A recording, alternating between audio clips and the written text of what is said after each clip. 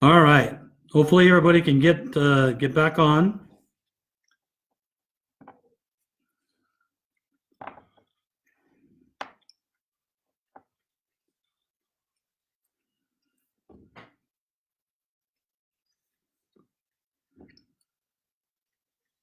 All right. Thanks for coming back on. I'm sorry this is a mess. I wish Facebook would allow me to have a show on screen and then show, the presentation and then go back to the screen so we don't have to keep jumping around. So there's a presentation. I hope it came over okay. I'll take some questions now. If people have some questions about what was presented or comments. Oh, Gary, great. I'm glad it came across okay.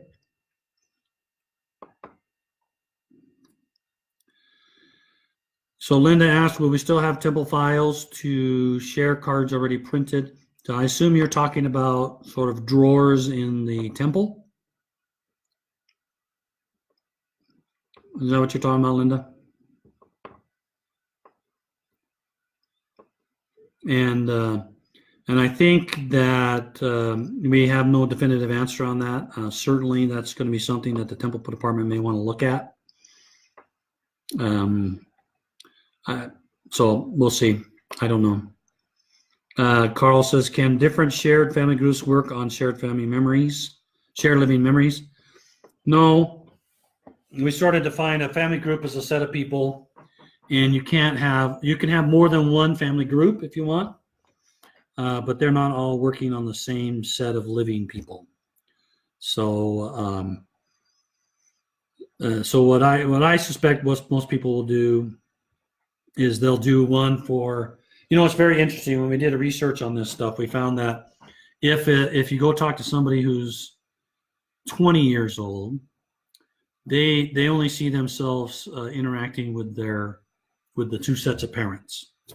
So they wouldn't go off and create a shared family group. They would have the parents create shared family groups, and they join those two groups.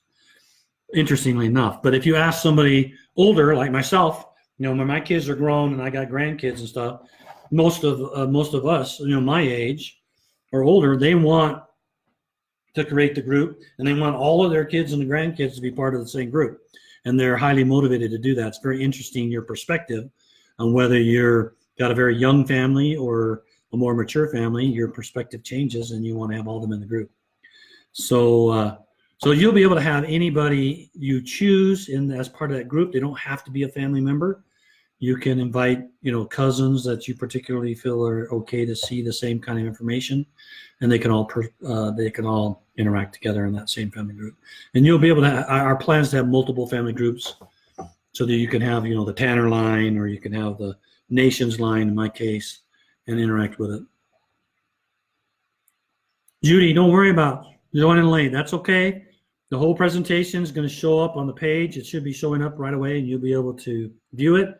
I'll also move it to YouTube to be able to have it watched there as well. So it's not going to go away. It'll be available. The worry I have is that, it's not, when I'm seeing your faces and I'm interacting, I'm much more, I enjoy it much more, and I sort of react to the crowds and answer questions along the way. So let me just scroll down here a little more. See if we got any more questions. Do you know what the limit on reserved names will be? We're still discussing that, so I have nothing to announce or anything. When we get to a point where we're prepared to do that, then we certainly will announce that, and we expect to give people, I would imagine we'll probably announce in a month or so before we actually do it, just so people can think about how they'll manage their reservation list based on that value. Yeah, so you say you're the only member in your family, and regularly I have 500 to 1,000 people on my reservation list, but I have an army of people helping me, and we get ordinances done quickly. So what you'll probably want to do is like 20 endowments done a week and hundreds of sealings done every few months. Well, what I would, another way to do that is get a shared family group going, and then share all your stuff to that shared family group. I think The shared family group list, we're limiting, I think we're going to limit out to 1,000. I'm not sure exactly how big, but it seems like we're thinking around 1,000.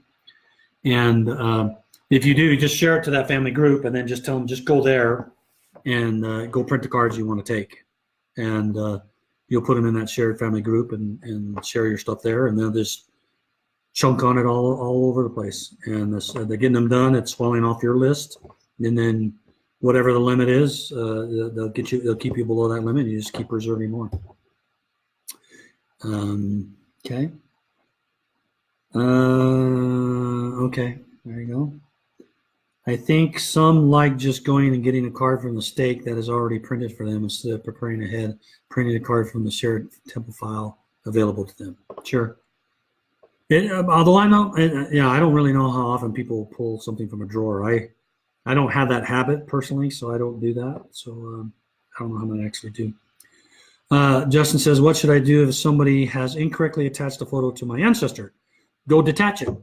My understanding that if I click detach from family tree, it disassociates my ancestor from everything. That is not correct, Justin. It does not detach all your memories from that person. You just go, and what you do is you go into the memory section of that person. You click on the picture that is wrong, and in that one, you just go over to the side and you say detach from your ancestor, the one that you're looking at, that you're on, and it'll only detach that picture from that ancestor. Okay. It only removes that. You have to do that for each photo that you want to detach. Now, the only time it happens, and all of it gets removed, is if you're the one who contributed the attachments, and then you go to your album or somebody or your person in memories, and you say detach all. That's the only way that all of them are gone. But those are just your memories you're detaching. But if you go to the person, you can attach other people's memories that are on the wrong person. Okay, is it on YouTube as Family History Ron? Yeah, actually, they don't allow me to say Family History Ron because that's too long. So the YouTube channel is called FAM, F-A-M, History Ron, all smashed together. So it's close enough that you'll find it. FAM History Ron for the YouTube channel. Yeah, and go check out, she mentioned about the youth. Go check out those youth experiences. We're interested in feedback. We're interested in how they work. We've tested it in a bunch of families and with a bunch of moms, especially with young children. And we'd love to have your feedback and also ideas of other ones that we can do.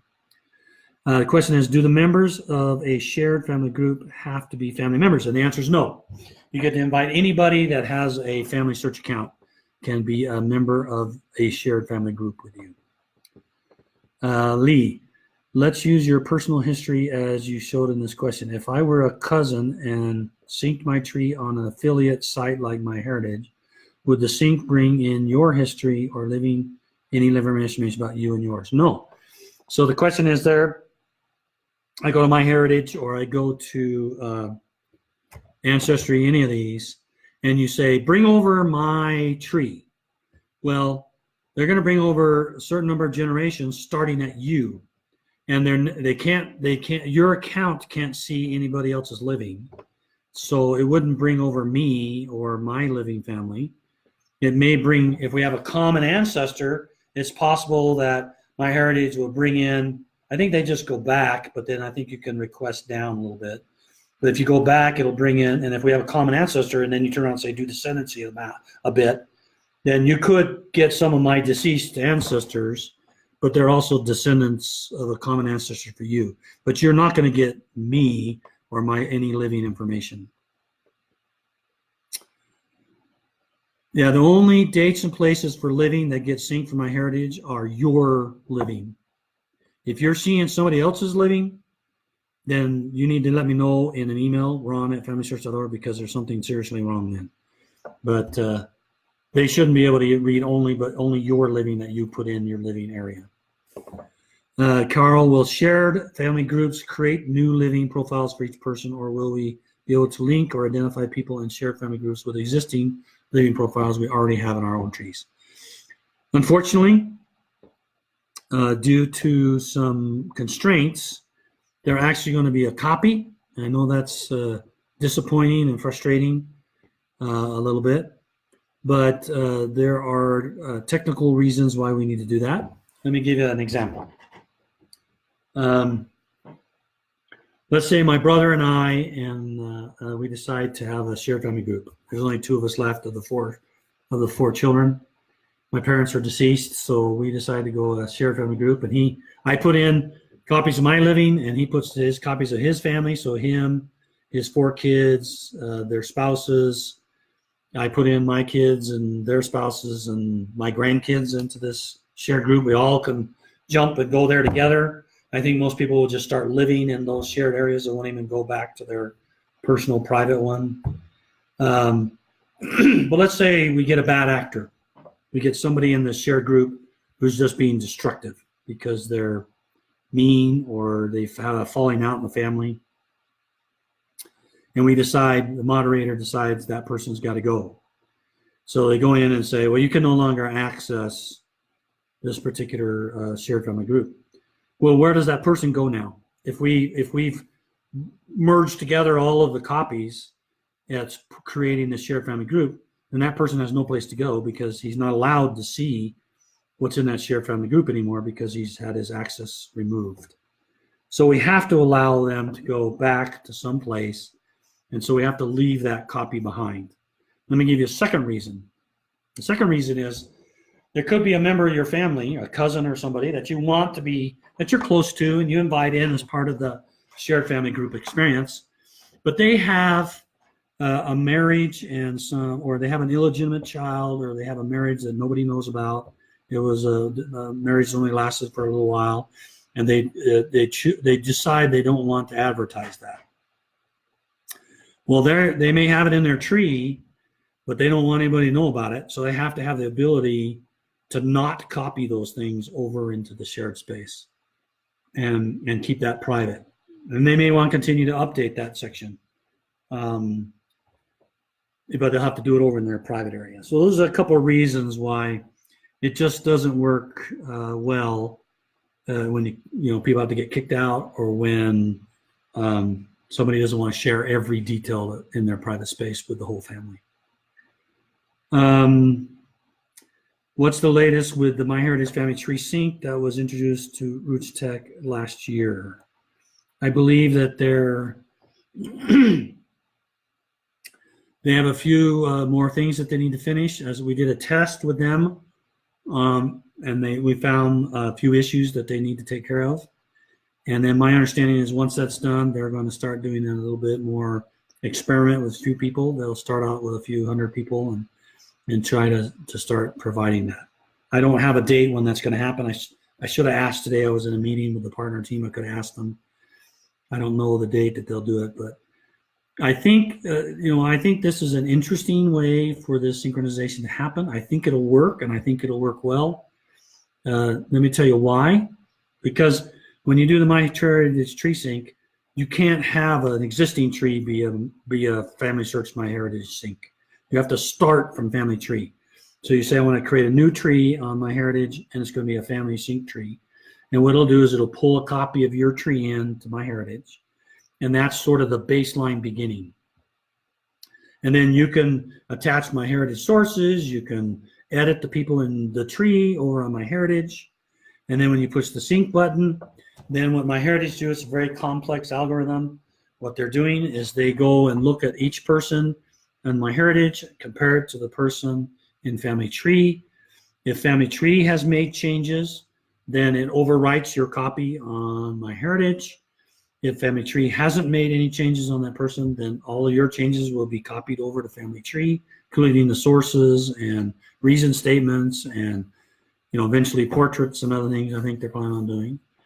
And so and there's not a whole lot of effort on your part. You have to look at each person and pick which data to move back and forth.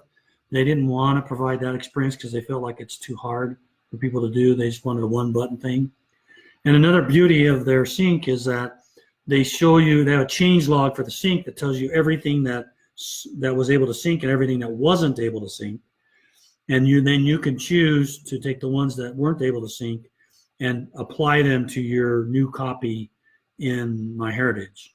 So you can say, oh, okay, I'm going to look at this one. Okay, now it still makes sense to have mine's still more correct. So I'll go ahead and overwrite the one that came back from FamilySearch during the sync. So I think it has some good potential. I think if they get their the things worked out, I think people will actually probably prefer it, I would think. I know there are certain, Justin, I know there are certain people whose ordinances are supposed to avoid doing, like Jewish people who died in the Holocaust. Does Ordinance Ready account for this when finding ordinances? Yes. We won't. What happens with Jewish Holocaust people is we have another process that automatically anybody that looks like a Jewish Holocaust person, we detect that within a few minutes, and if it's obvious that it's a Holocaust victim, then we automatically mark it so the ordinances can't be done. Otherwise, we do a rapid alert to selected set of admins who review it and then quickly mark it. So if you're related to, and that'll happen, and it's unfortunate because it's difficult. So if you actually are a direct descendant of a Holocaust victim, the rule is you have to get permission from all living relatives of that Holocaust victim to be able to perform those ordinances. So it's even much more difficult than the 110-year rule, but we've done that as our to honor the requests of the Jewish community. And Ordinance Ready doesn't pull any of those out. We don't pull. I forgot to put in the list. We also don't. We have one data problem on a person, and Ordinance Ready just skips it. So you can't have any data problems on a person, or there has to be no data problems for Ordinance Ready to potentially select that person. Okay, Germany church records have a bunch of matches in my tree, but the source only lists things like baptism or truffle rather than updating christening. It creates a custom event, and you need to open the record and add a christening date. Is this a temporary thing, or do I need to update the vitals manually? The current source linker in its current state is not going to have the capability of updating an existing not going to be able to update a christening date, and that is because it has to follow the principles of family tree. The principles of family tree says you have to see the reason statement, who updated it, when they updated it, and all the sources that are attached to that conclusion. And Source Linker hasn't been designed in a way to be able to have room to show that information. We're working on ways that we can alter Source Linker to be able to allow that to happen. So, but that's still a ways out, I think, if that's what you're asking for. Will you be updating these Facebook Live videos to your podcast? Yeah, Tegan does that. She's out at a conference right now presenting, but she does that for me. When she gets back home and has some time, she'll move it to the podcast. So yeah, we're trying to do that for all of them. I'm also thinking about doing some specialized podcasts on particular subjects, because I oftentimes get the same question asked multiple times, and so I may refer somebody to a podcast to be able to hear the answer. I created a tree in Ancestry so that I could play with it as I researched a potential connection. I later found that it had been transferred to FamilySearch as one of those member-submitted trees. Is that an automatic feature? That is not an automatic feature. Ancestry doesn't do that. Ancestry, you have to go one at a time to synchronize between the persons. My guess is you had a relative of yours who did the same thing and then turned around and transferred that data that he found from Ancestry side over into your common ancestors that you have with them. Yeah, and Lori said hers has never been transferred. You can do it, but it's a person-by-person basis, like from Roots Magic or Ancestor Quest or Legacy or Magic Key, all those record managers. Behaves the same way. Okay, so we've gone to 8:35. The questions have kind of calmed down a little bit. I hope you were able to get something out of that presentation. Please continue to submit your questions. And keep adding those questions, and we'll post soon our dates for April when we're going to do our Facebook Lives. So hey, thanks very much for joining, and thank you for all you do. I know that there's still frustrations as you work with your relatives to eliminate false data that has been shared around the family. That's the biggest battle most people are fighting, is these old JITCOM files or old papers or old books that have incorrect information in it. And that's a tough thing to fight. And just carry on, and it's going to get better. We're thinking of ways that we can help things. We're always trying. And just keep sending your suggestions and thoughts. And as always, if you have a question, you can post it in feedback. We have a bunch of people that respond to that. You can always send me an email at ron@familysearch.org. Okay, everybody, have a great night, and thank you very much for joining me. And thank you more than anything for supporting Family Search and Family Tree and making it be as good as it is. And you're always doing good work. Merges are happening. Duplicates are getting done, taken away, and being gone. And sources are creating like nuts. So it's terrific. So have a good evening, and we'll see you the next time we meet. So have a good evening, and enjoy the rest of your week. Bye.